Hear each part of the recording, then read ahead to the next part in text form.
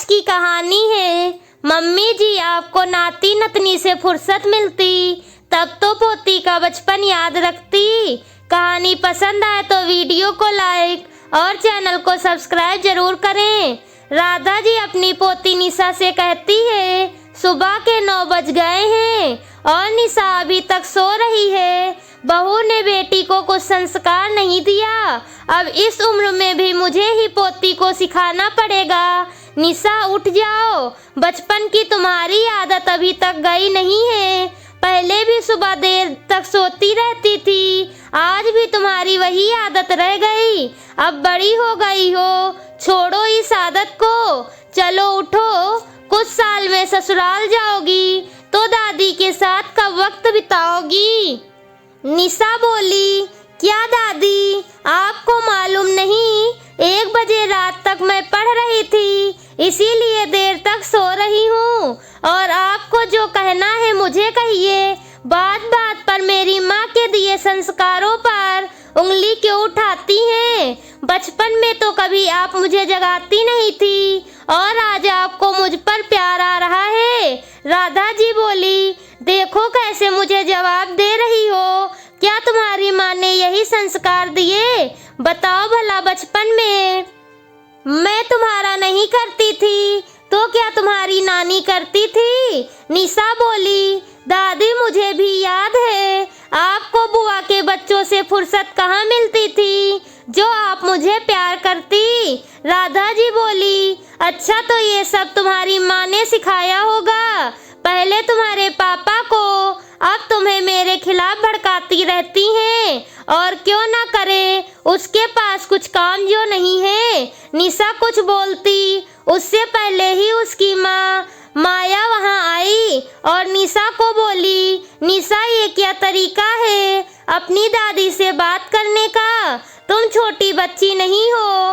राधा जी बोली, बहू अब इसे समझाने से क्या होगा, बच्चों को तो बचपन से ही संस्कार दिए जाते हैं, अब जो तुमने सिखाया वही तो ये बोलेगी। निशा बोली, देखा माँ, मैं इसीलिए इनके साथ वक्त नहीं बिताती, हर समय ये ताना मारती रहती हैं। मैं भी अब बच्ची नहीं हूँ, सब देखती और समझती हूँ।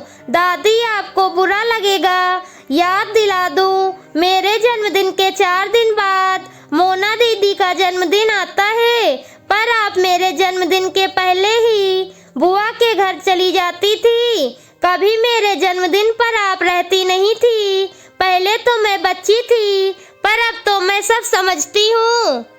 अब वे लोग आपको याद नहीं करते, इसलिए तो आप यहाँ रहती हैं। माया बोली, मम्मी जी आप ही तो कहती हो कि अभी बच्ची है, तो इसकी बातों पर क्यों ध्यान देती हैं। राधा जी बोली, बहू इसीलिए कहती थी 2 बच्चे कर लो, पर नहीं तुम्हें और अमन को तो मेरी हर बात बुरी लगती थी। समय बीता, निशा बड़ी हो गई, कॉलेज से आने के बाद वो अक्सर रसोई में अपनी माँ की मदद करती थी। जब माया कहती भी, बेटा तुम छोड़ दो तुम्हें लग जाएगी, निशा कहती, माँ अब मैं बड़ी हो गई हूँ, आप भी तो थोड़ा आराम कर लिया करो। 2 दिन बाद माया की ननंद पूरे परिवार के साथ आई। अमन शहर से बाहर थे तो अंजलि को टैक्सी करके आना पड़ा।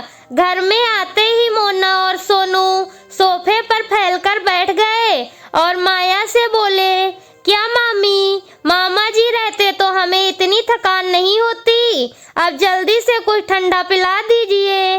माया जा ही रही थी कि निशा बोली, मम्मी आप बैठिए, मैं लेकर आती हूँ। नाश्ता करने के बाद सब आराम कर रहे थे, तभी मोना अपना पैर राधा जी के गोद में डालते हुए बोली, नानी मेरे पैर दर्द होने लगे, चलो अब जल्दी से मेरे पैर दबा दो।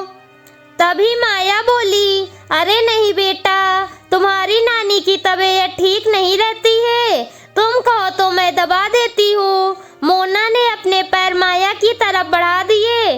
तभी निशा बोली, मोना दीदी आपको पता है मेरे कॉलेज में मेरा क्लास 5वीं मंजिल पर है, पर मैं रोज आती जाती हूँ, मेरे पैर में तो इतना दर्द नहीं इसका मतलब आपकी भी उम्र हो रही है। मोना उठकर बैठ गई और बोली, निशा वो मेरी नानी है, तुमको क्या तकलीफ हो रही है? निशा हंसकर बोली, दीदी आप भूल रही हैं, आपकी नानी मेरी दादी भी है, तो मुझे उनका ख्याल रखना ही होगा। क्यों दादी, मैं गलत कह रही हूँ क्या? राधा जी सोचने लगी, मैंने नाती नतनी के लिए क्या कुछ नहीं किया, फिर भी आज मेरी पोती मेरे लिए बोल रही है। फिर भी राधा जी बोली, अरे कोई बात नहीं, बच्चे बड़े हो जाते हैं, फिर भी नाना नानी के लिए बच्चे ही रहते हैं। निशा बोली, दादी जी कम से कम अब तो भेदभाव मत करिए। इतना कहकर वहाँ से चली गई। अंजलि बोली, माँ आज भी हर बात पर ये मुंह फुला लेती है, न जाने भाभी ने क्या संस्कार दिए हैं। थोड़ी देर में बेटा अमन भी आ गया।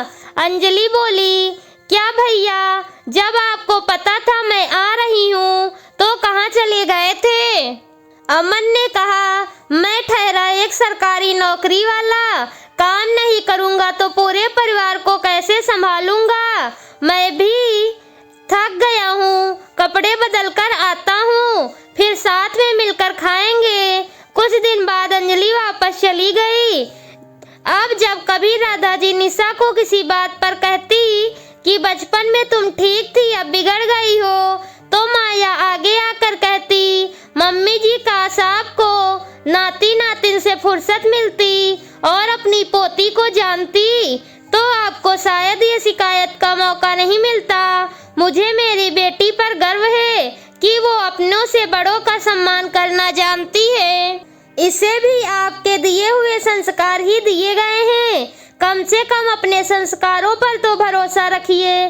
कम शब्दों में माया ने अपने मन की हर बात उनके सामने रख दी। तब जाकर उन्हें अपनी भूल का एहसास हुआ। धीरे धीरे राधा जी को पता चल जाता है कि उनकी पोती भी उनसे बहुत प्यार करती है, बस बचपन में बेटी और नाती के मोह में वो पोती को वक्त नहीं दे पाई, जिसका अफसोस उन्हें आज हो रहा था। दोस्तों, कहानी पसंद आई हो तो वीडियो को लाइक और चैनल को सब्सक्राइब जरूर करें। मिलती हूँ आपसे अगली कहानी के साथ।